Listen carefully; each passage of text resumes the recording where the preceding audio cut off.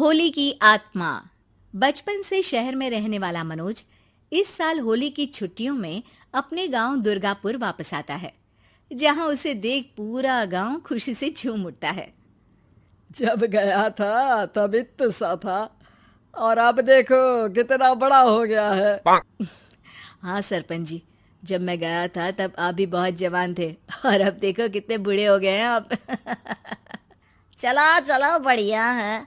बच्चा घर वापस आ गया। इसी खुशी में आज रात पार्टी होगी।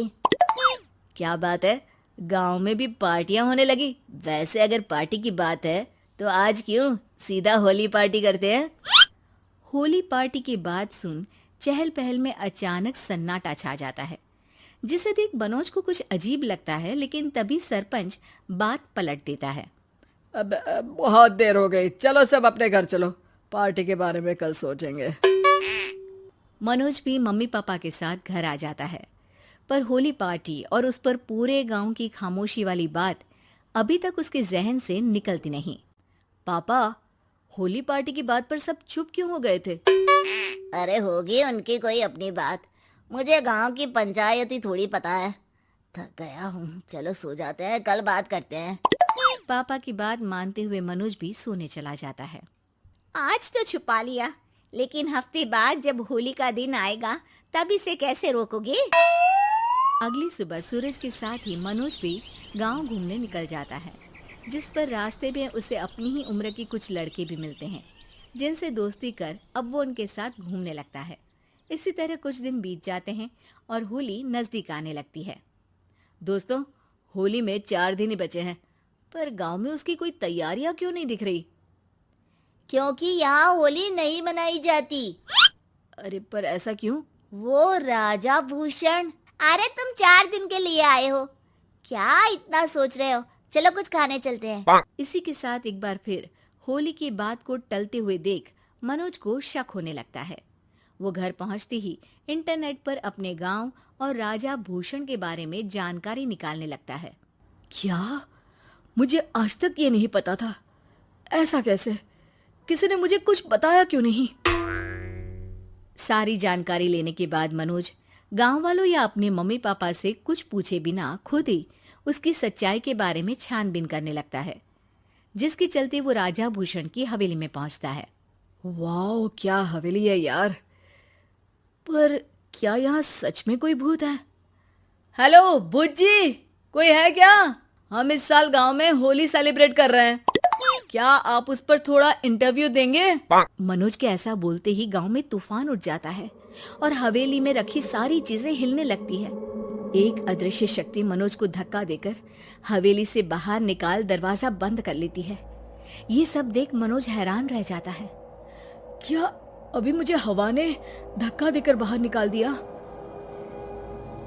मेरे होते हुए इस गांव में कभी होली नहीं मन सकती, इसलिए दोबारा ऐसी कोशिश भी मत करना, अंजाम बुरा होगा।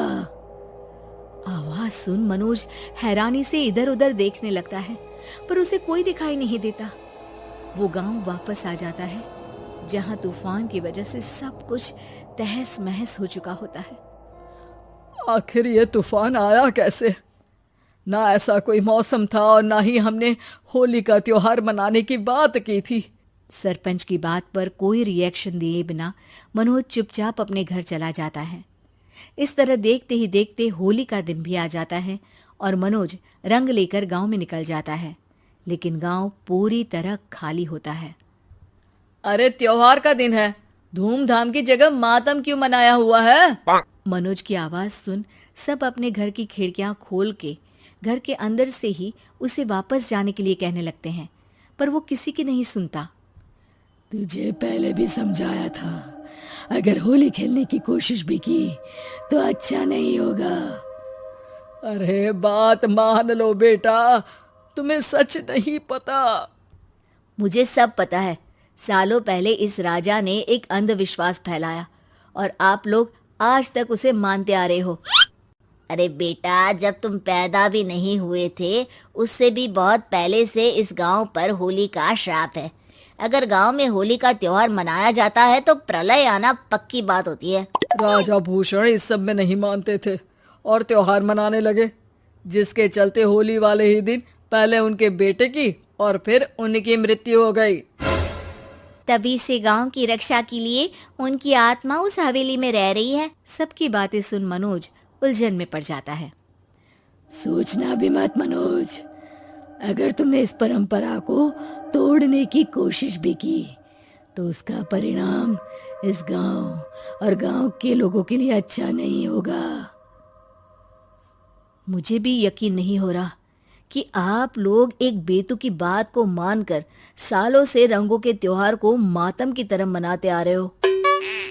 मनोज किसी की कोई बात ना मानते हुए पूरे गांव में रंग बिखेर देता है, जिसके तुरंत बाद वहां तूफान के साथ बिजलियां गरजने लगती है। अचानक मौसम में ऐसा बदलाव देख जहां मनोज कंफ्यूजन में आ जाता है, वहीं गांव वाले डर से सहम जाते हैं।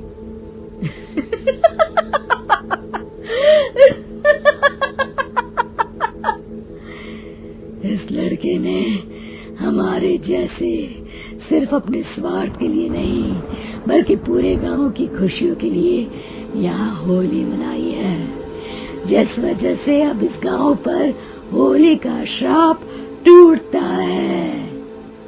ऐसा बोलकर राजा का भूत वहां से गायब हो जाता है, जिसके बाद गांव के लोग धूमधाम से होली मनाते हैं।